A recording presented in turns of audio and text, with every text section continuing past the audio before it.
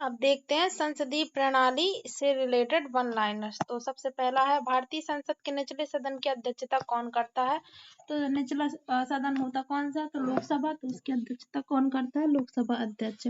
एक संसदात्मक प्रजातंत्र है अपना भारत देश। भारत में संसदात्मक व्यवस्था केंद्रीयता से संघवाद की ओर खिसकी तो 1980 के दशक में खिसकी। विधायिका का कार्यपालिका पर नियंत्रण होता संसदात्मक शासन व्यवस्था में। भारतीय संविधान की विशेषता नहीं, अध्यक्षात्मक सरकार। भारतीय संविधान का कौन सा अनुच्छेद संसद को अंतर्राष्ट्रीय समझौतों को लागू करने के लिए विधि निर्माण की शक्ति प्रदान करता है? तो अनुच्छेद 253। बिना अनुमति के डैश दिन संसद के अनुपस्थित रहने पर किसी सांसद को अयोग्य घोषित किया जा सकता है। तो 60 दिन अगर अनुपस्थित रहेगा तो कोई सांसद को अयोग्य घोषित कर देंगे। लोकसभा द्वारा पारित धन विधेयक राज्यसभा के द्वारा भी पारित मान लिया जाएगा यदि राज्यसभा पर उस पर कोई कार्रवाई नहीं की जा सकती की है। अगर 14 दिन तक कोई नहीं करेगी कार्रवाई राज्यसभा तो फिर उसे उस धन विधेयक को राज्यसभा के द्वारा भी पारित मान लिया जाएगा। नेक्स्ट है, लोकसभा और राज्यसभा में गणपूर्ति संख्या कितनी है? तो कुल सदस्य संख्या का 1/10। संविधान की विशेष सूची में दिए गए विषयों के अतिरिक्त विषयों पर कानून बना सकता है संसद। संसद में शून्यकाल का समय कितना है? तो दोपहर 12 बजे से लेकर 1 बजे तक का समय। संसद की बैठक एक वर्ष में होना आवश्यक है, 2 बार जरूर संसद की बैठक होती है वर्ष में। जब कोई विधेयक संसद के दोनों सदनों द्वारा पारित कर दिया गया है तो उस विधेयक पर अनुमति रोकने का अधिकार प्राप्त है राष्ट्रपति को। धन विधेयक प्रस्तुत होता है लोकसभा में। संविधान के अंतर्गत राज्यों की सीमाओं को परिवर्तित करने की शक्ति किसे प्राप्त है? तो राज्यों की सीमा परिवर्तन संसद करेगी। नए राज्यों की स्थापना करने की विधायी शक्ति प्राप्त संसद को। भारतीय संघ की विधायी शक्ति नहीं है तो संसद में भारतीय संसद के दोनों सदनों की संयुक्त बैठक होती है साधारण विधेयक के संबंध में। भारतीय संसद के दोनों सदनों की प्रथम संयुक्त बैठक हुई थी दहेज उन्मूलन विधेयक के संबंध में। भारतीय संसद की संप्रभुता प्रतिबंधित है न्यायिक समीक्षा से। तो अब नए राज्यों का गठन कब हुआ था? तो आंध्र प्रदेश का हुआ था 1 अक्टूबर 1953, महाराष्ट्र का 1 मई 1960, गुजरात का 1 मई 1960, नागालैंड 1 दिसंबर 1963, हरियाणा 1 नवंबर 1966, हिमाचल प्रदेश 25 जनवरी 1971। अब 21 जनवरी 1972 को मेघालय, मणिपुर, त्रिपुरा एक साथ बने। 26 अप्रैल 1975 सिक्किम, 20 फरवरी 1987 को मिजोरम और अरुणाचल प्रदेश बने। 30 मई 1987 को गोवा, छत्तीसगढ़ 1 नवंबर 2000, 9 नवंबर 2000 को उत्तराखंड, 15 नवंबर 2000 को झारखंड, तेलंगाना 2 जून 2014। अब राज्यसभा में सदस्यों की संख्या तो उत्तर प्रदेश में 31 है, महाराष्ट्र में 19, तमिलनाडु में 18, बिहार में 16, पश्चिम बंगाल में 16, कर्नाटक में 12, आंध्र प्रदेश में 11, मध्य प्रदेश में 11, गुजरात में 11, उड़ीसा में 10, राजस्थान में 10, केरल में 9, पंजाब में 7 और असम में 7, तेलंगाना में 7, झारखंड में 6, छत्तीसगढ़ में 5, हरियाणा में 5, हिमाचल प्रदेश में 3 है, उत्तराखंड में 3, नागालैंड में 1, मिजोरम में 1, मेघालय में 1, मणिपुर में 1, त्रिपुरा में 1, सिक्किम में 1, अरुणाचल प्रदेश में 1, गोवा में 1, संघीय क्षेत्र जम्मू कश्मीर में 4, पुदुचेरी में 1 और दिल्ली में 1। लोकसभा के अध्यक्ष, लोकसभा के उपाध्यक्ष, लोकसभा के महासचिव और राज्यसभा के अध्यक्ष सम्मिलित होते हैं तो संसद के अधिकारियों में। शून्यकाल संसदीय व्यवस्था देन है भारत की। राष्ट्रपति राज्यसभा और लोकसभा से मिलकर निर्मित होती है संसद। संसद किससे बनती है? लोकसभा, राज्यसभा और राष्ट्रपति। संसद के किसी भी सदन की सदस्यता से अयोग्यता संबंधी प्रश्नों का निर्णय करता है निर्वाचन आयोग के परामर्श से राष्ट्रपति। लोकसभा व राज्यसभा के सदस्यों की अधिकतम संख्या कितनी? तो लोकसभा के 552 और राज्यसभा के 250 अधिकतम। भारत के कार्यवाहक मुख्य न्यायाधीश की नियुक्ति कौन करता है? तो भारत का राष्ट्रपति। राष्ट्रपति द्वारा राज्यसभा के लिए मनोनीत किए जाते हैं 12 सदस्य। वह जिसे भंग नहीं किया जा सकता, समाप्त किया जा सकता है विधान परिषद। राष्ट्रपति का चुनाव संचालित किया जाता है भारत के निर्वाचन आयोग द्वारा। राष्ट्रपति बनने के लिए आवश्यक उम्र 35 वर्ष होनी चाहिए। राष्ट्रपति को उम्मीदवार के लिए आवश्यक नहीं है कि वो पढ़ा लिखा हो। भारत के राष्ट्रपति की अनुपस्थिति में यदि उपराष्ट्रपति उपलब्ध नहीं है तो राष्ट्रपति की तरह कार्य करता है भारत के प्रधान न्यायाधीश। भारत के राष्ट्रपति को कार्यावधि की समाप्ति से पूर्व पद से हटाया जा सकता है महाभियोग द्वारा। अनुच्छेद 61। भारत के राष्ट्रपति पर महाभियोग चलाने के लिए सूचना देना आवश्यक है कम से कम 14 दिन पहले। राष्ट्रपति का रिक्त स्थान भर लिया जाना चाहिए 6 माह में।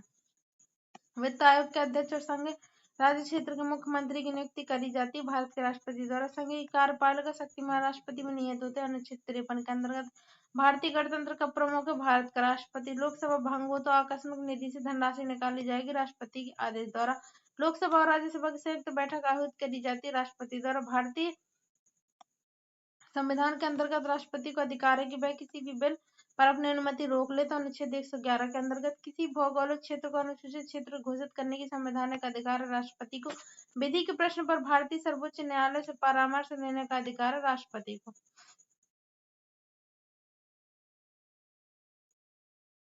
भारत के महान्यायवादी, नियंत्रक, महालेखा परीक्षक एवं राज्य के राज्यपाल की नियुक्ति करते हैं। भारत के राष्ट्रपति राष्ट्रीय आपात की घोषणा कर सकते हैं यदि खतरा बाहरी आक्रमण का एवं सशस्त्र विद्रोह का। संविधान असाधारण परिस्थितियों में राष्ट्रपति को राज्यपाल के कृत्यों के निर्वहन हेतु उपबंध कर सकता है। अनुच्छेद 160 में भारत के राष्ट्रपति को अध्यादेश जारी करने की शक्ति प्रदान करता है। अनुच्छेद 123 राष्ट्रपति की क्षमादान की शक्ति एक न्यायिक शक्ति सर्वसम्मति से निर्वाचित भारत के राष्ट्रपति थे एन संजीव रेड्डी। राष्ट्रपति का आपातकालीन अधिकार संविधान के साथ धोखा है कथन है हृदयनाथ कुंजरू का।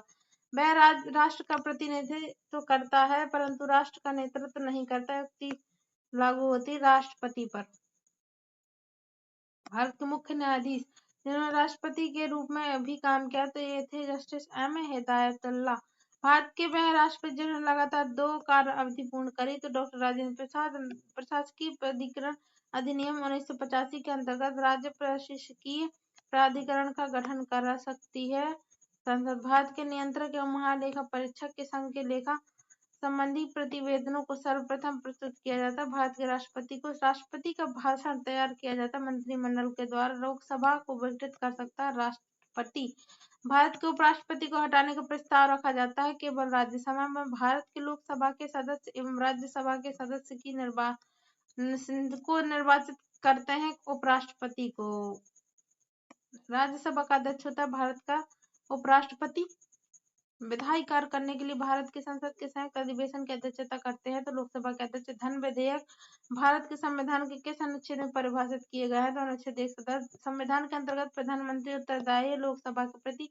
भारतीय संविधान का वह अनुच्छेद जो लोकसभा एवं विधानसभा के प्रतिनिधियों को निर्वाचित करने अर्थात वयस्क मताधिकार का अधिकार प्रदान करता है तो अनुच्छेद 326। मंत्रिपरिषद सामूहिक रूप में उत्तरदायी होगी लोकसभा के प्रति।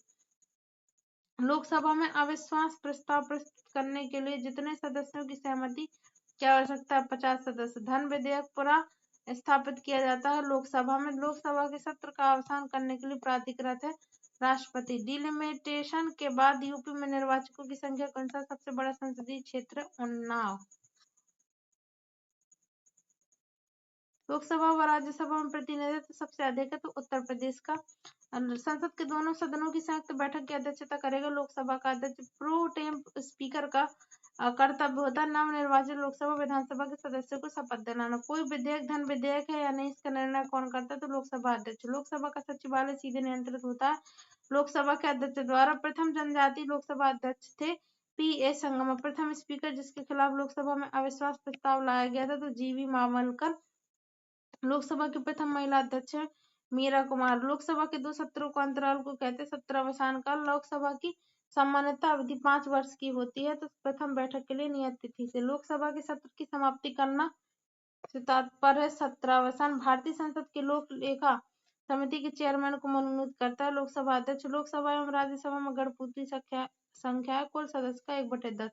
अब लोकसभा के में सदस्यों की संख्या तो उत्तर प्रदेश में 80 और महाराष्ट्र में 48, पश्चिम बंगाल 42, बिहार 40, तमिलनाडु 39, मध्य प्रदेश 29, कर्नाटक 28, गुजरात 26, राजस्थान 25, आंध्र प्रदेश 25, उड़ीसा 21, केरल 20, तेलंगाना 17, झारखंड 14, असम 14, पंजाब में 13 और छत्तीसगढ़ में 11, हरियाणा में 10, उत्तराखंड में 5, हिमाचल प्रदेश में 4, मेघालय, अरुणाचल प्रदेश, गोवा, मणिपुर, त्रिपुरा में 2-2 हैं, सिक्किम, नागालैंड, मिजोरम में 1 और अब संघीय क्षेत्र में दिल्ली में 7, जम्मू कश्मीर में 5, लद्दाख में 1, पुदुचेरी में 1, अंडमान निकोबार में 1, लक्षद्वीप में 1, चंडीगढ़ में 1 और अब ये दादर व नगर हवेली में 2। लोकसभा और राज्यसभा की बैठक संयुक्त बैठक आहूत की जाती है तो राष्ट्रपति द्वारा। लोकसभा अध्यक्ष के सीधे पर्यवेक्षण के अंतर्गत आता है तो लोकसभा सचिवालय। सदन के एक सदस्य के से स्पीकर बोलने को मना करते हुए दूसरे सदन को बोलने को कह जा सकता है तो इसे कहा जाता है इलेंडिंग द फ्लोर। विघटन नहीं होता है राज्यसभा और विधान परिषद का। भारत में राज्यसभा प्रतिनिधित्व करती है राज्य एवं संघ राज्य क्षेत्रों का। राज्यसभा के चुनाव के लिए अपेक्षित न्यूनतम आयु है 30 वर्ष और राष्ट्रपति की क्या थी 35।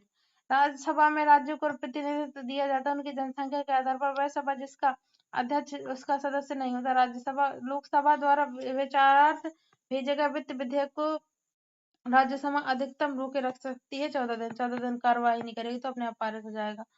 प्रधानमंत्री मनमोहन सिंह राज्यसभा सदस्य निर्वाचित हुए थे असम से। राज्यसभा के 1/3 सदस्य प्रत्येक 2 वर्ष बाद अवकाश ग्रहण करते हैं। लोकसभा तथा राज्यसभा दोनों के सदस्यों से मिलकर गठित होती है। तो संसद की लोक लेखा समिति समानुपातिक प्रतिनिधित्व एवं एकल संक्रमणीय वोट पद्धति से निर्वाचन होता है। लोक लेखा समिति के सदस्यों का लोक लेखा समिति के सदस्यों का कार्यकाल होता है 1 वर्ष का। और संसद की स्थायी समिति के सदस्यों को लोकसभा एवं राज्यसभा में भाग लिया जाता है क्रमशः 2 और 1 के अनुपात में। प्राक्कलन समिति के सदस्यों का कार्यकाल होता है 1 वर्ष का। संसद की लोक लेखा समिति की बैठकों में उपस्थित होता है भारत के नियंत्रक महालेखा परीक्षक। भारत के मंत्रिपरिषद रख सकती है विश्वास प्रस्ताव, कटौती प्रस्ताव का संदर्भित संबंध संघीय बजट से। राज्यसभा संशोधनों की सिफारिश कर सकती है धन विधेयक के विषय में। धन विधेयक का आरंभ होता है लोकसभा से। इस समिति का अध्यक्ष समानता विपक्षी दल से होता है। लोक लेखा समिति